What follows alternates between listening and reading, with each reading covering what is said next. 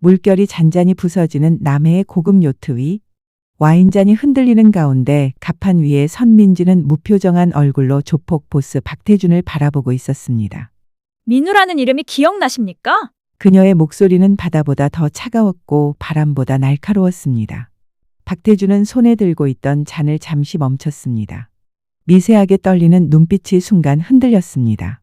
민우, 그게 누군데? 입꼬리는 웃고 있었지만 눈빛은 이미 공포에 물들어 있었습니다. 민지는 천천히 앞으로 걸어갔습니다. 하이힐이 갑판을 두드리는 소리가 박태준의 심장을 조여왔습니다. 2년 전 당신의 폐기물 불법 투기를 파헤치다 절벽에서 떨어진 해양환경연구원.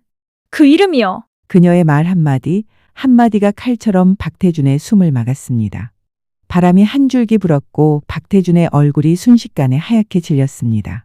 그는 고개를 돌려 필사적으로 구조 신호를 찾듯 경호원을 찾았습니다. 김기태, 당장 이 여자 끌어내. 하지만 그의 외침보다 먼저 민지는 안주머니에서 무언가를 꺼냈습니다. USB 하나? 여기 그가 남긴 마지막 보고서입니다.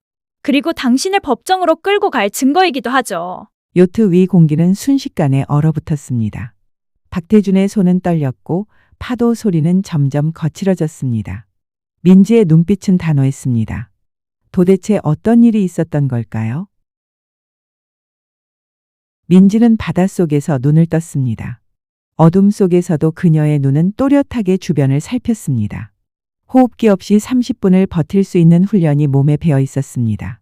해군 특수전전단 일명 UDT의 여성 지휘관이었던 민지에게 이런 훈련은 일상이었습니다. 민지, 목표물까지 100m. 준비됐나? 귓속의 통신기에서 팀장의 목소리가 들렸습니다. 민지는 손가락으로 오케이 사인을 보냈습니다.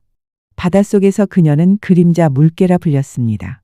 어떤 어둠 속에서도 목표를 놓치지 않는 능력 때문이었죠. 물살을 가르며 앞으로 나아가는 민지의 마음속에는 오직 임무만 있었습니다. 북한 잠수정 추적 임무였습니다. 그녀의 몸은 물속에서 마치 태어난 것처럼 자연스럽게 움직였습니다. 임무 완료. 귀환하세요. 민지는 수면 위로 올라오며 깊은 숨을 들이마셨습니다. 또 한 번의 성공적인 임무였습니다. 누나, 이거 봐. 믿을 수 없어. 민지의 동생 민우는 흥분한 목소리로 노트북 화면을 가리켰습니다. 휴가 중이던 민지는 동생의 작은 연구실을 방문한 참이었습니다. 민우는 28살의 젊은 해양환경 연구원이었습니다. 이게 뭔데 그래? 민지는 호기심 어린 눈으로 화면을 들여다봤습니다. 남해안 생태계가 이상해지고 있어.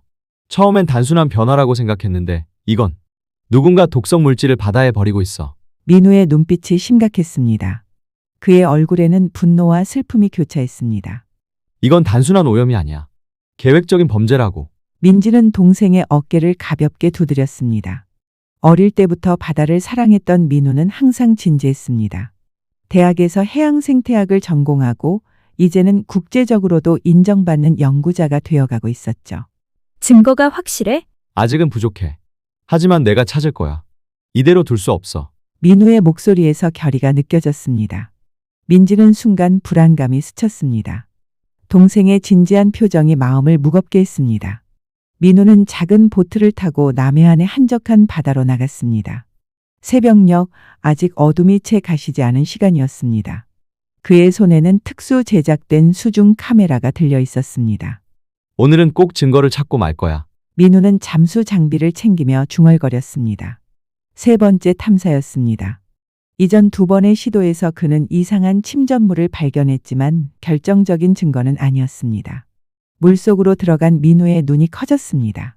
해저 지형의 일부가 변해 있었습니다. 마치 누군가 거대한 물체를 내려놓았다가 치운 것 같았습니다. 그는 조심스럽게 주변의 모래를 채취했습니다. 그때였습니다. 멀리서 불빛이 보였습니다. 큰 선박이었습니다. 민우는 본능적으로 바위 뒤로 숨었습니다. 선박에서 무언가 내려지고 있었습니다. 그의 심장이 빠르게 뛰기 시작했습니다. 태준의 운. 저어 건. 민우는 서둘러 카메라를 꺼내 촬영하기 시작했습니다. 거대한 컨테이너가 바다 속으로 천천히 가라앉고 있었습니다. 분명 불법 폐기물 투기였습니다. 민우의 손이 떨렸습니다. 그의 목숨을 바꿀 순간이 찍히고 있었습니다. 누나, 큰일 났어. 태준의 운이야. 그들이 독성 폐기물을 바다에 버리고 있어. 민지는 동생의 다급한 전화에 잠에서 깼습니다. 시계는 새벽 3시를 가리키고 있었습니다. 증거를 잡았어? 확실해? 응, 영상도 있고 샘플도 채취했어. 이건 대형 스캔들이 될 거야. 박태준이 직접 관여한 것 같아. 민지의 가슴이 덜컥 내려앉았습니다. 박태준은 국내 최대 해운회사의 회장이었습니다. 그의 정치적 영향력은 상상을 초월했습니다. 민우야, 조심해. 너무 서두르지 마. 걱정 마, 누나. 나 내일 이 자료들 정리해서 환경단체랑 검찰에 제출할 거야. 이건 그냥 넘어갈 문제가 아니야. 전화를 끊은 후에도 민지의 불안감은 가시지 않았습니다. 마음속에 검은 구름이 몰려오는 느낌이었습니다. 동생의 목소리에서 느껴진 흥분과 결의가 오히려 두려움으로 다가왔습니다. 저기 당신, 거기서요. 민우는 등 뒤에서 들려오는 거친 목소리에 돌아섰습니다. 해안가 절벽 위였습니다. 그는 마지막 증거 수집을 위해 이곳에 왔었습니다. 3명의 남자가 그를 향해 빠르게 다가오고 있었습니다. 당신 민우 씨죠? 우리 회장님이 만나자고 하십니다. 누구세요? 저는 당신들을 모릅니다. 민우의 목소리가 떨렸습니다. 직감적으로 위험을 느꼈습니다. 태준의 은에서 왔습니다. 당신이 우리 회사 주변에서 뭘 하는지 알고 싶으시대요. 민우는 천천히 뒷걸음질 쳤습니다. 그의 손에는 증거가 담긴 가방이 들려 있었습니다. 눈앞의 남자들이 점점 가까워졌습니다. 저는 그냥 연구원입니다. 해양 환경을 연구하고 있어요. 연구라. 우리 배를 몰래 촬영한 것도 연구였나요? 민우의 얼굴이 창백해졌습니다. 그들이 알고 있었습니다. 민우는 순간적으로 결심했습니다. 도망쳐야 했습니다. 그가 돌아서는 순간 한 남자가 그의 팔을 잡았습니다. 민우는 본능적으로 가방을 던지며 팔을 빼냈습니다. 가방은 공중을 날아 절벽 아래로 떨어졌습니다. 증거가! 민우는 가방을 향해 달려갔습니다. 절벽 끝까지 갔을 때 그는 발이 미끄러지는 것을 느꼈습니다. 균형을 잃은 그의 몸이 천천히 기울었습니다. 안 돼. 누군가의 외침이 들렸지만 이미 늦었습니다. 민우의 몸이 공중으로 떨어졌습니다. 그 순간 그의 머릿속에는 누나의 얼굴이 스쳐 지나갔습니다. 병원 복도는 차갑고 조용했습니다.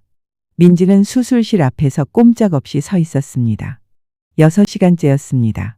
그녀의 얼굴은 모든 감정이 빠져나간 것처럼 텅 비어 있었습니다.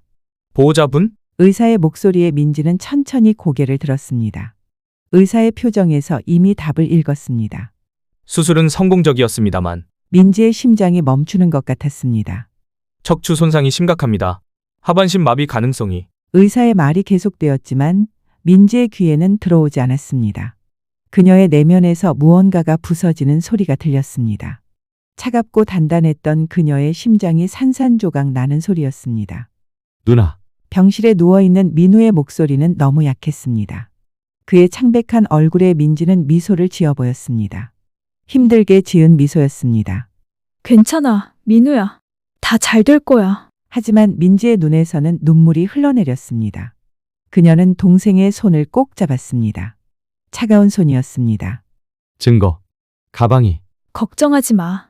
지금은 네 건강만 생각해. 민지의 머릿속에는 하나의 생각만 맴돌았습니다. 복수. 그녀는 이를 악물었습니다. 바다처럼 깊고 차가운 분노가 그녀의 가슴을 채웠습니다. 내가 반드시 정의를 실현할게. 민지의 속삭임은 맹세였습니다. UDT 지휘관으로서의 모든 기술과 경험을 동원해 그녀는 박태준에게 응징을 내릴 것입니다. 바다가 증인이 될 것입니다. 심해처럼 깊은 그녀의 복수가 시작되고 있었습니다. 민지는 UDT 사무실에 앉아 사직서를 바라보았습니다. 아직 펜을 들지 못했습니다. 창밖으로 보이는 해군 기지의 풍경이 마음을 무겁게 했습니다. 8년간의 군 생활, 그녀의 모든 것이었던 이곳을 떠난다는 생각에 가슴이 찢어지는 듯했습니다. 정말 그만두는 거야? 문이 열리고 김중사가 들어왔습니다. 오랜 동료였습니다. 그의 눈에는 걱정이 가득했습니다. 결정했어요. 민지의 목소리는 차분했지만 속에서는 폭풍이 일고 있었습니다. 민우 때문에 그러는 거지. 하지만 네가 여기 있어도 아니에요. 민지가 단호하게 말을 잘랐습니다. 제가 필요한 곳은 여기가 아니에요. 지금은. 펜을 들어 사직서에 서명하는 민지의 손이 미세하게 떨렸습니다. 서명을 마치자 그녀의 어깨에서 무거운 짐이 내려가는 듯했습니다. 동시에 새로운 짐이 그녀의 가슴을 눌렀습니다. 복수의 짐이었습니다. 민지의 작은 아파트 거실 벽에는 커다란 보드가 걸려 있었습니다. 보드에는 박태준의 사진과 태준해운의 조직도 다양한 메모들이 붙어 있었습니다. 민지는 밤새도록 정보를 모으고 있었습니다. 태준해운 보안팀. 민지는 중얼거리며 회사 구조를 분석했습니다. 보안 책임자는 최 부장, 그 밑에 팀원 8명. 내가 들어갈 틈은 민지의 눈이 빛났습니다. 계획이 떠올랐습니다. 그녀는 컴퓨터를 켜고 이력서를 작성하기 시작했습니다. UDT 경력은 지웠습니다. 대신 민간 보안 회사에서 일한 가짜 경력을 만들었습니다. 이제 얼굴만 바꾸면 되겠네. 거울 앞에 선 민지는 가위를 들어 긴 머리를 잘랐습니다. 어깨까지 내려오던 머리가 귀 밑으로 짧아졌습니다. 검은색 염색약으로 갈색 머리를 덮었습니다. 마지막으로 안경을 썼습니다. 거울 속 사람은 더 이상 UDT 지휘관 민지가 아니었습니다. 평범한 보안 전문가 장민지였습니다. 이게 시작이야. 그녀의 눈의 결의가 빛났습니다. 가슴 속에서는 복수의 불꽃이 더욱 강하게 타올랐습니다. 장민지 씨의 이력서를 보니 보안 경력이 인상적이네요. 태준해온 인사팀 면접관의 말에 민지는 겸손하게 미소 지었습니다. 심장은 빠르게 뛰고 있었지만 표정은 평온했습니다. UDT에서 배운 위기 상황 대처 능력이 도움이 되었습니다. 감사합니다. 제 경험이 태준해운에 도움이 될 수 있을 거라 생각합니다. 우리 회사가 왜 필요한가요? 태준해운은 국내 최대 해운 회사로 보안이 매우 중요합니다. 특히 최근 해양 환경 단체들의 시위가 있었던 것으로 알고 있습니다. 저는 그런 위기 상황을 효과적으로 관리할 수 있습니다. 면접관의 눈이 반짝였습니다. 민지는 속으로 웃었습니다.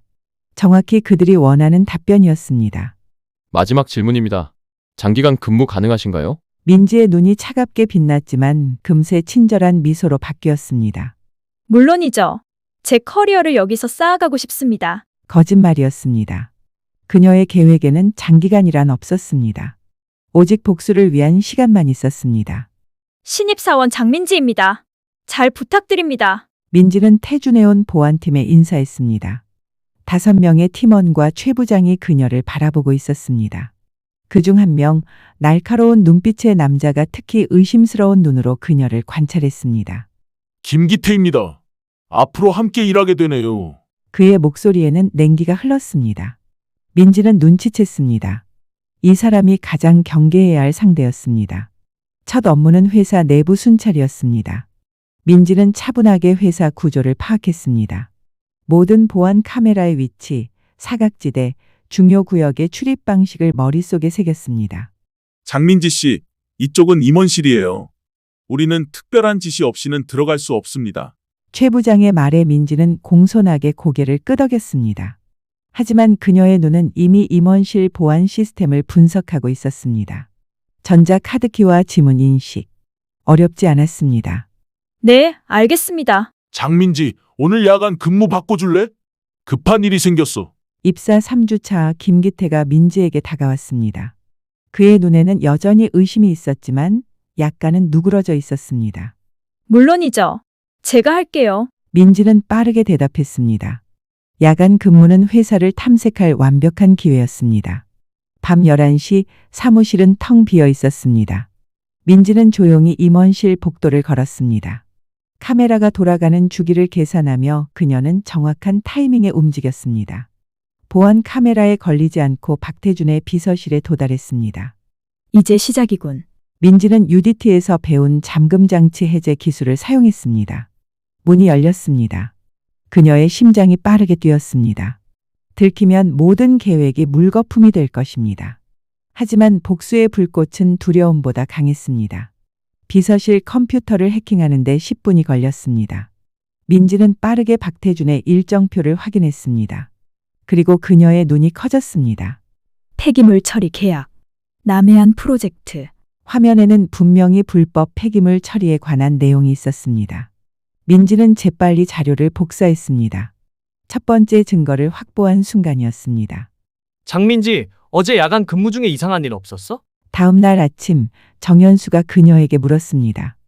박태준의 비서였습니다. 그의 눈빛이 날카로웠습니다. 민지의 심장이 멈추는 듯했습니다. 들켰을까요? 그녀는 침착하게 대답했습니다. 아니요, 평소와 같았어요. 무슨 일 있으셨나요? 박 사장님 비서실 문이 잠겨 있지 않았다고 하더군. 민지의 등에 식은땀이 흘렀습니다. 실수했습니다. 나가면서 문을 제대로 잠그지 않았던 것입니다. 정말요? 제가 순찰할 때는 분명히 잠겨 있었는데 확인했거든요. 민지는 눈을 크게 뜨고 순진한 표정을 지었습니다. 연기였습니다. 정연수는 잠시 그녀를 바라보다가 고개를 끄덕였습니다. 그래? 뭐 그럴 수도 있지. 앞으로 더 꼼꼼히 체크해. 네, 명심할게요. 정연수가 돌아서자 민지는 안도의 한숨을 내쉬었습니다. 하마터면 들킬 뻔했습니다. 더 조심해야 했습니다. 2개월이 지났습니다. 민지는 차근차근 태준해온 내부에서 자리를 잡아갔습니다. 최 부장의 신임을 얻었고 동료들과도 원만한 관계를 유지했습니다. 오직 김기태만이 여전히 그녀를 경계하는 듯했습니다. 민지 씨, 이번 주말에 시간 있어요? 김기태가 어느 날 갑자기 물었습니다. 민지는 순간 당황했습니다. 네? 왜요? 할 얘기가 있어서요. 회사 밖에서 만났으면 해요. 민지의 눈이 가늘어졌습니다. 함정일까요? 아니면 다른 의도가 있는 것일까요? 그녀는 잠시 고민하다가 대답했습니다. 좋아요. 어디서 만날까요? 토요일 오후 3시 해운대 카페 바다에서 봐요. 김기태의 눈빛이 의미심장했습니다. 민지는 위험을 감지했지만 물러설 수 없었습니다. 이것이 그녀의 계획에 도움이 될지 아니면 방해가 될지 알 수 없었습니다. 하지만 그녀는 모든 가능성에 대비해야 했습니다. 알겠어요. 그때 뵐게요. 민지의 마음속에는 의문이 가득했습니다. 김기태는 그녀의 정체를 알아챈 것일까요? 아니면 다른 의도가 있는 것일까요? 복수의 길은 아직 멀고 험했습니다. 하지만 민지는 물러서지 않을 것입니다. 동생을 위해, 정의를 위해 그녀는 끝까지 갈 것입니다. 그녀의 마음속에서 복수의 불꽃은 더욱 강하게 타올랐습니다. 심해처럼 깊고 차가운 그녀의 결의는 더욱 단단해졌습니다. 해운대 카페 바다는 창문 너머로 푸른 바다가 보이는 조용한 장소였습니다. 민지는 정확히 오후 3시에 도착했습니다. 그녀는 항상 시간을 지켰습니다. UDT에서의 습관이었죠. 카페 구석, 창가 자리에 김기태가 앉아 있었습니다. 그의 얼굴은 평소보다 긴장되어 보였습니다. 민지는 깊은 숨을 들이마시고 그에게 다가갔습니다. 안녕하세요, 김기태 씨. 김기태는 고개를 들어 민지를 바라보았습니다. 그의 눈에는 민지가 전에 본 적 없는 감정이 깃들어 있었습니다. 슬픔? 분노? 아니면 둘 다? 앉으세요. 그가 맞은편 의자를 가리켰습니다. 민지는 조심스럽게 자리에 앉았습니다. 그녀의 등은 곧게 펴져 있었고 모든 감각은 경계 상태였습니다. 이것이 함정이라면 즉시 대응할 준비가 되어 있었습니다.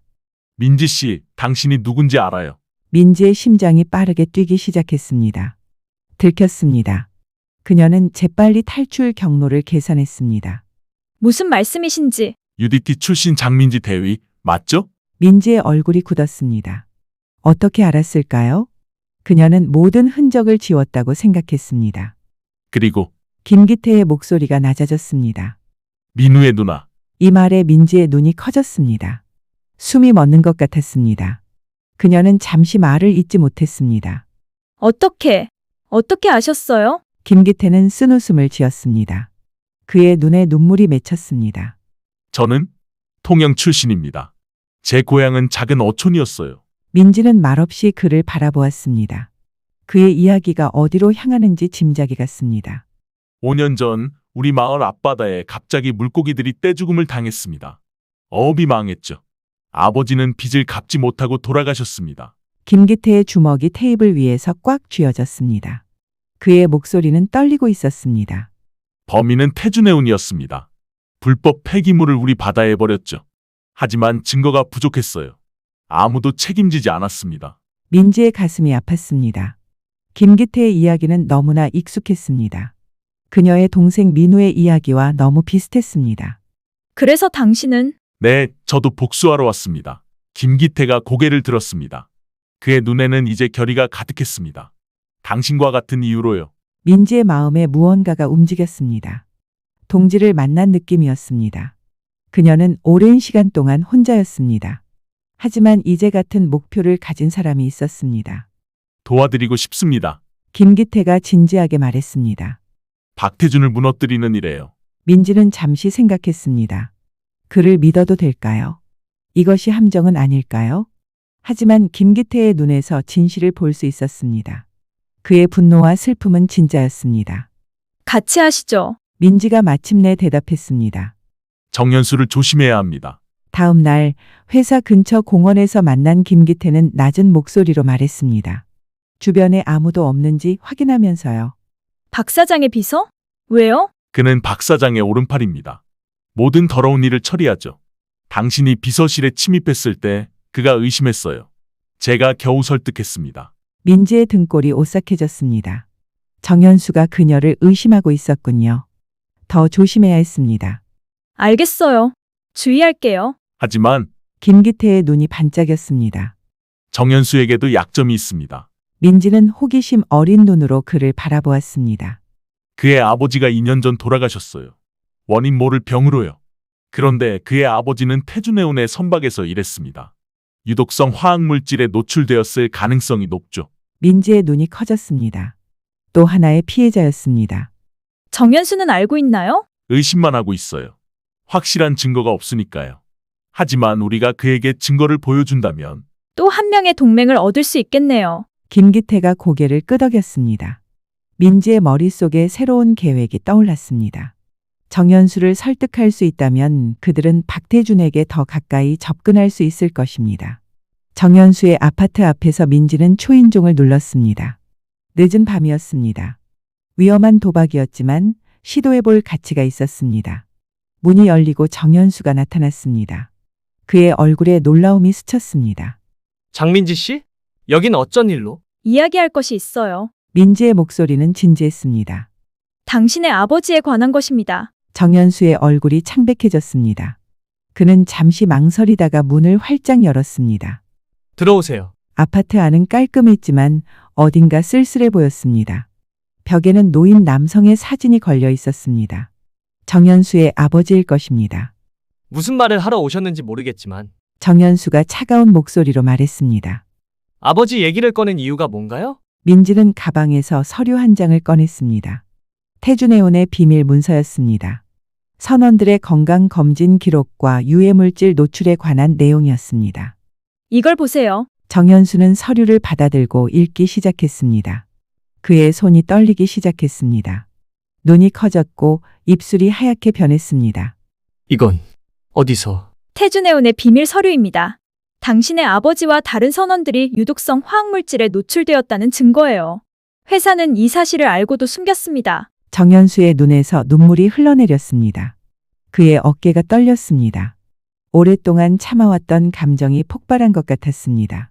아버지는 그렇게 고통스럽게. 그의 목소리가 끊겼습니다. 민지는 조용히 그를 바라보았습니다. 정연수의 마음속에서 무너지는 소리가 들리는 것 같았습니다. 그가 충성을 바쳤던 회사, 그가 믿었던 박태준에 대한 신뢰가 산산조각 나는 소리였습니다. 왜 이걸 저에게 보여주는 거죠? 정연수가 마침내 물었습니다. 당신도 알 권리가 있어요. 그리고 민지는 잠시 숨을 들이마셨습니다. 우리와 함께 해주셨으면 해서요. 우리? 네. 저와 김기태 그리고 박태준의 범죄로 고통받은 다른 사람들이요. 우리는 그를 법의 심판대에 세우려고 합니다. 정연수의 눈에 이제 분노가 타오르고 있었습니다. 그는 서류를 꽉 쥐었습니다.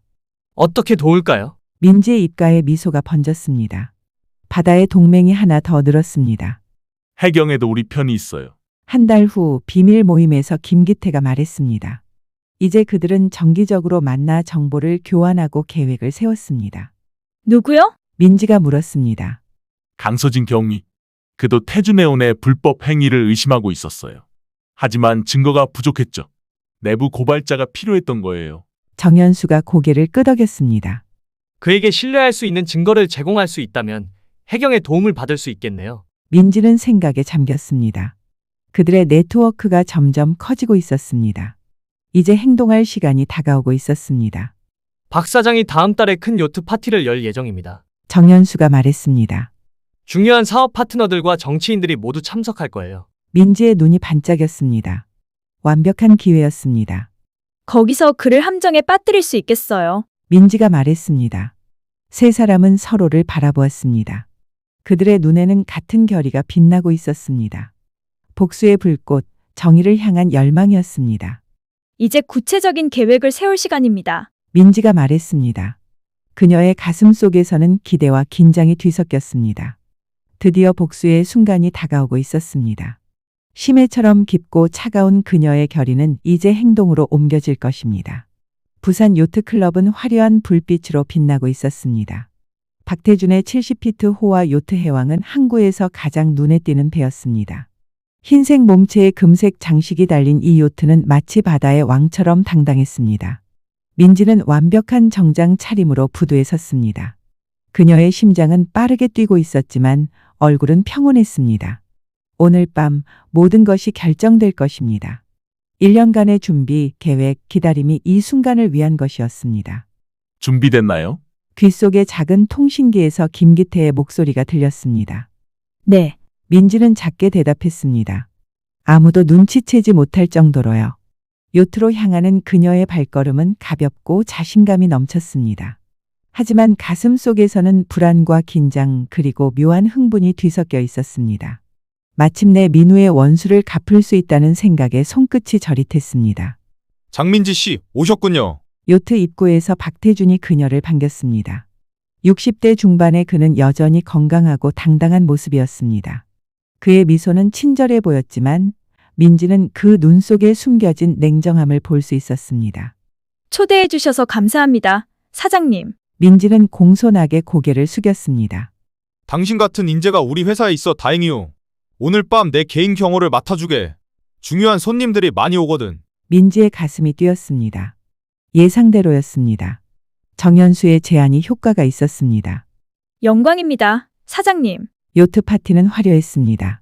20여 명의 VIP 손님들이 모두 모였습니다. 정치인, 기업인, 그리고 유명 인사들까지. 샴페인이 흐르고 비싼 음식이 나왔습니다. 웃음소리와 대화 소리로 요트 안은 활기찼습니다. 민지는 조용히 박태준의 그림자처럼 그를 따라다녔습니다. 그녀의 눈은 계속해서 시간을 확인했습니다. 모든 것은 시간표대로 진행되어야 했습니다. 민지 씨 음료 좀 가져다 주게. 박태준의 명령에 민지는 고개를 숙이고 바로 움직였습니다. 바에 도착한 그녀는 김기태와 눈을 마주쳤습니다. 그는 바텐더로 위장하고 있었습니다. 그가 작게 고개를 끄덕였습니다. 모든 준비가 완료되었다는 신호였습니다. 민지는 위스키 한 잔을 들고 박태준에게 돌아갔습니다. 그녀의 손에 땀이 배기 시작했습니다. 이제 곧 행동할 시간이었습니다. 사장님. 민지가 위스키를 건네며 말했습니다. 하부 갑판에서 이상한 소리가 들렸습니다. 확인해 보시는 게 좋을 것 같습니다. 박태준의 눈썹이 치켜 올라갔습니다. 무슨 소리? 마치 누군가 침입한 것 같은 소리였습니다. 제가 먼저 가보겠습니다. 아니 같이 가지. 박태준이 말했습니다. 그의 목소리에는 의심이 스며 있었습니다. 민지의 심장이 더 빠르게 뛰었습니다. 계획대로였습니다. 그녀는 앞장서서 하부 갑판으로 향했습니다. 좁은 계단을 내려가는 동안 그녀는 마음의 준비를 했습니다. 이제 돌이킬 수 없습니다. 하부 갑판은 어두웠습니다. 몇 개의 작은 조명만이 희미하게 공간을 비추고 있었습니다. 김기태와 정연수가 이미 그곳에 있었습니다. 그들의 표정은 굳어 있었습니다. 이게 무슨 상황이지? 박태준이 당황한 목소리로 물었습니다. 정현수 너도 여기 있었어? 네, 사장님. 정연수의 목소리는 평소와 달리 차가웠습니다. 민지가 문을 닫았습니다. 소리 없이 그러나 단호하게. 민우라는 이름이 기억나십니까? 민지의 질문에 박태준의 얼굴이 순간 굳었습니다. 그의 눈이 가늘어졌습니다. 민우? 누구? 2년 전 남해안에서 당신의 불법 폐기물 투기 증거를 찾다가 절벽에서 떨어진 해양환경연구원이요. 민지의 목소리는 얼음처럼 차가웠습니다. 그녀의 눈에는 오랫동안 참아온 분노가 불타올랐습니다. 박태준의 얼굴이 창백해졌습니다. 그는 출구를 찾으려는 듯 주위를 둘러보았습니다. 무슨 헛소리를. 김기태.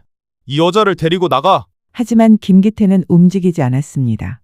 대신 그의 눈에는 깊은 증오가 서려 있었습니다. 그들은 이미 당신 편이 아닙니다. 민지가 말했습니다. 당신이 바다에 버린 독성 폐기물 때문에 김기태의 고향 어촌은 파산했고 정현수의 아버지는 원인 모를 병으로 돌아가셨죠. 박태준의 얼굴에 공포가 스쳤습니다. 그는 문으로 달려갔지만 이미 잠겨 있었습니다. 돈이 필요한 거야? 얼마든지 줄게. 그의 목소리가 떨렸습니다. 복수는 돈으로 살 수 없어요. 민지의 목소리는 차분했지만 그 안에는 단단한 결의가 담겨 있었습니다. 민지가 불을 껐습니다. 갑판 아래는 완전한 어둠에 잠겼습니다. 살려줘. 제발. 박태준이 공포에 질려 소리쳤습니다. 어둠 속에서 민지의 목소리만 들려왔습니다. 걱정 마세요. 죽이지는 않을 겁니다. 다만 내 동생처럼 느껴보게 해드릴 거예요. 요트가 크게 흔들렸습니다. 미리 계획된 신호였습니다. 해경이 접근하고 있는 것입니다. 민지는 UDT 시절 배운 완벽한 암흑 속 전투 기술을 발휘했습니다. 그녀는 소리 없이 움직였습니다. 박태준은 공포에 질려 방향 감각을 완전히 잃은 상태였습니다. 내가 UDT 출신이라는 건 알고 계셨나요? 민지의 목소리가 어둠 속 여기저기서 들려왔습니다. 물속에서 30분 동안 호흡 없이 버틸 수 있고 완전한 암흑 속에서도 정확히 목표물을 타격할 수 있습니다. 박태준이 무작정 달리다 벽에 부딪혔을 때 민지는 정확히 그의 다리 뒤쪽 신경을 타격했습니다.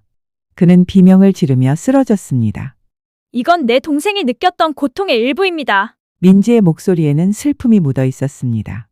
그녀의 마음속에는 민우의 얼굴이 떠올랐습니다. 휠체어에 앉아 창밖을 바라보던 동생의 모습이. 방수 가방에서 증거들을 꺼낸 민지는 불을 켰습니다. 박태준은 바닥에 쓰러져 있었습니다.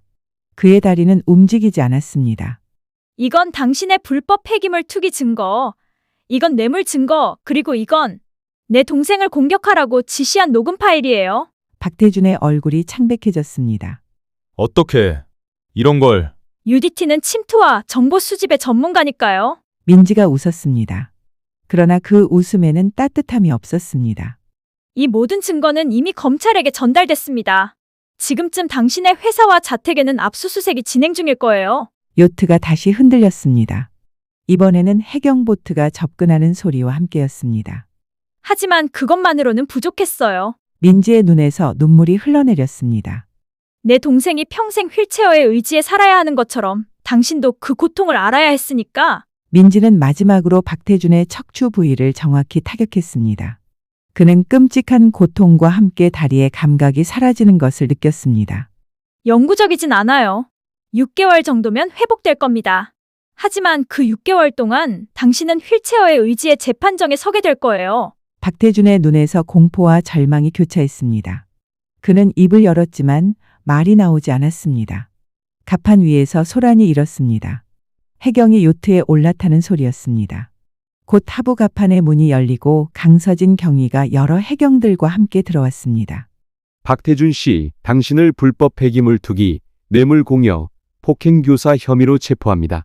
강서진의 목소리는 단호했습니다. 다른 해경들이 박태준에게 다가갔습니다. 이 남자, 다리를 움직일 수 없어요. 의료진이 필요합니다. 한 해경이 말했습니다. 응급처치 후 병원으로 이송하세요. 강서진이 지시했습니다. 민지는 조용히 한쪽에 서 있었습니다.